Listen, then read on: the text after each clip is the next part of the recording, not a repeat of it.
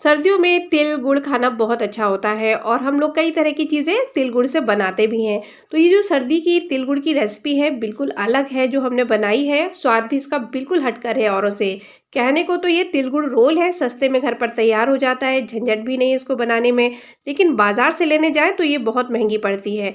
तो ऐसा इसमें क्या खास है, बनाते हैं इसको। नमस्ते। मैं दीपाली, कुक विद दीपाली में आप मेरे साथ हैं। तो चलिए शुरू करते हैं आज की रेसिपी को। इस रेसिपी के लिए जो भी चीज़ें हम लेंगे वो इसी कप से नाप कर लेंगे। आप भी नापने के लिए एक कटोरी या फिर एक कप ले लें और उसी से सारी चीज़ें नाप कर लें। तो ये हमने एक कप सफ़ेद वाला तिल लिया है, इसको हमने साफ कर लिया है। अब डाल देते हैं इसको एक मोटे बेस वाले पैन में। इनको हमें धीमी आंच पर चलाते हुए सेकना है, लगातार इसको चलाएंगे जिससे ये जलेंगे नहीं। अगर इनको चलाते हुए कलर इसका डार्क हो गया तो ये तिल कड़वे हो जाएंगे, जो खाने में अच्छे नहीं लगेंगे। अगर इनको धीमी आंच पर सेकते हैं तो 5 से 7 मिनट आराम से लग जाते हैं। ये देखिए कलर इनका चलाते हुए थोड़ा सा चेंज हो गया है। तो ये हमारे तिल अच्छे से सिक चुके हैं। तो गैस को हम बंद कर देंगे, इनको निकाल लेते हैं पैन से बाहर। इनको हम एक प्लेट में निकाल रहे हैं क्योंकि अब इनको हमें पूरी तरह से ठंडा करना है। तो ये हम इसको फैला देते हैं जिससे ये जल्दी से ठंडे हो जाएंगे। इधर जब तक तिल ठंडे हो रहे हैं तब तक हम गुड़ को महीन कर लेते हैं। चाकू से आप मेरी तरह भी काट सकते हैं, नहीं तो आप इसको ग्रेट भी कर सकते हैं। आपके यहाँ जो भी गुड़ है उसको आप ले सकते हैं। ये लीजिए, हमने गुड़ को महीन कर लिया है और उसी कप से, जिस कप से तिल नापे थे उसी कप से एक कप हम गुड़ को ले लेंगे। तो एक कप हमने तिल लिया था तो एक कप ही हमने गुड़ ले लिया है। इधर अपने तिल भी ठंडे हो चुके हैं तो इसमें से हम 3 से 4 टेबल स्पून के लगभग तिल निकाल लेंगे बाहर। इन तिल को हम बाद में यूज़ कर लेंगे और जो बचे हुए तिल हैं उनको हम मिक्सी के जार में डालेंगे और इनको महीन पीस लेते हैं। जब भी आप तिल को पीसें तो ये तिल पूरी तरह से जब ठंडे हो जाए तभी पीसें, नहीं तो ये तिल का पाउडर नहीं बल्कि पेस्ट बन जाएगा। अब ये देखिए हमने इसका महीन पाउडर बना लिया है। तो अब इसको हम साइड में रखेंगे फिलहाल। अब ये हमने आधा कप खोया ले लिया है और इसको हमने घर पर ही बनाया है। आप चाहें तो बाजार वाला खोया भी ले सकते हैं। अब इसको हम डाल देते हैं उसी पैन में जिसमें हमने तिल को सेका था। पैन में डालने के बाद इसको हम थोड़ा सा सॉफ्ट कर लेंगे चलाकर। अगर बाजार वाला खोया है तो उसको भी इसी तरह से करना है। इससे क्या होगा कि आपकी मिठाई की शेल्फ लाइफ बढ़ जाएगी, आप उसे ज़्यादा दिन तक यूज़ कर सकते हैं। और इस खोए को भी आपको लो मीडियम फ्लेम पर ही सॉफ्ट करना है, नहीं तो क्या होगा कि इसका कलर चेंज हो जाएगा, पैन में लगने लगेगा ये, इसलिए। अब ये देखिए हमने इसे चलाते हुए सॉफ्ट कर लिया है। इसमें हमने वही गुड़ डाल दिया है जो हमने नाप कर अलग रखा था। इसको भी इसी में मिक्स कर लेंगे चलाते हुए। इसे हमें तब तक चलाना है जब तक कि तिल गुड़ आपस में मिल नहीं जाते। खोए की वजह से इस मिठाई का जो टेस्ट है बिल्कुल ही अलग हो जाता है और ये मिठाई बहुत ही सॉफ्ट बनती है। अगर इसमें गुड़ के छोटे मोटे टुकड़े हैं तो आप उसको दबाकर फोड़ लीजिए जिससे ये जल्दी से मिक्स हो जाएगा। मान लीजिए इसमें आपको खोया नहीं डालना है या फिर आपके पास खोया नहीं है तो आप खोए की जगह मिल्क पाउडर को भी डाल सकते हैं।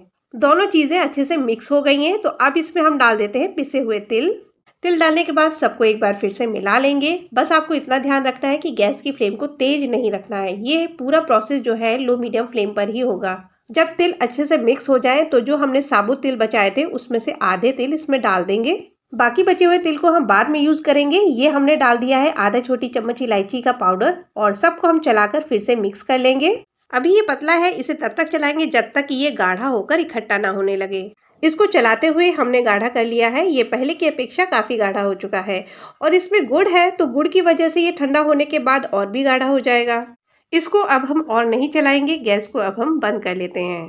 पैन को हमने गैस से नीचे उतार लिया है और इस मिक्सचर को हम फैला देते हैं इसी पैन में जिससे ये जल्दी ठंडा हो जाए। तो छोड़ देते हैं इसको ठंडा होने के लिए। ये मिक्सचर पूरी तरह से ठंडा हो जाने के बाद सेट हो चुका है तो स्पैचुला की हेल्प से इसे हटाकर इकट्ठा कर लेंगे।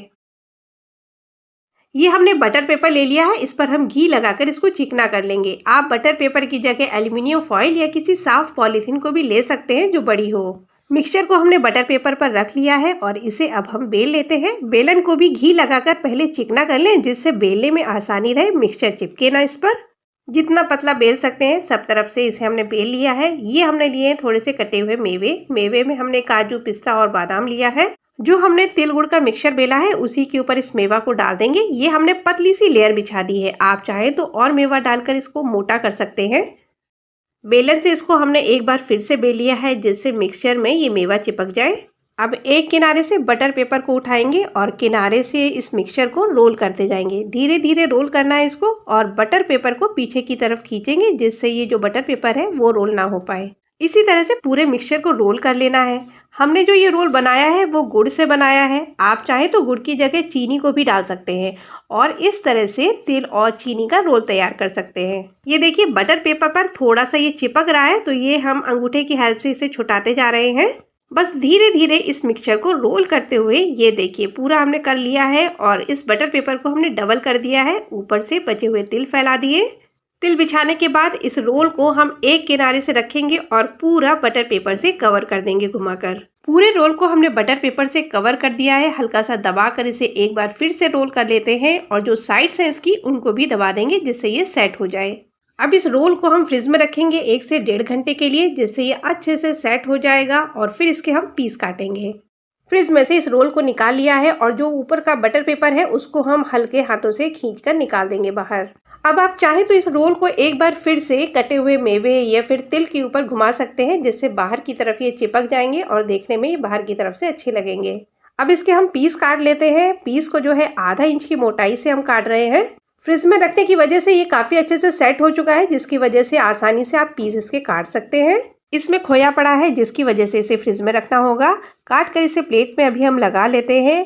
ये तिल गुड़ के रोल जो है खाने में बहुत अच्छे लगते हैं।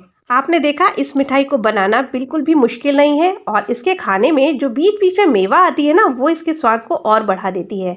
एक बार आप भी इस तरह से मिठाई को बनाकर देखिए, यकीनन आपको पसंद आएगी। रेसिपी अच्छी लगी हो तो प्लीज़ लाइक और शेयर कीजिए। चैनल पर नए हैं तो सब्सक्राइब कर लीजिए।